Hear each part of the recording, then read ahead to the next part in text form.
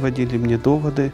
Я начал разбираться в религии, начал смотреть на те моменты, на которые было указано в Коране и Библии, и начал находить несоразмерность.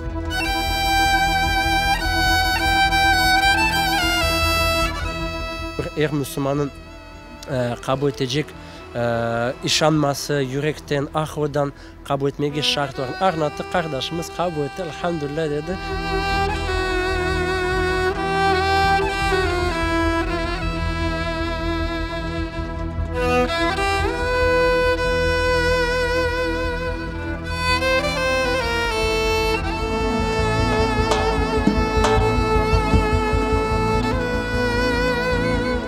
Общение с самими мусульманами, это этническими татарами, они мне там подсказывают слова. Самое главное, то, что я знаю, это «Селям алейкум ва рахматуллахи ва баракатух» написано.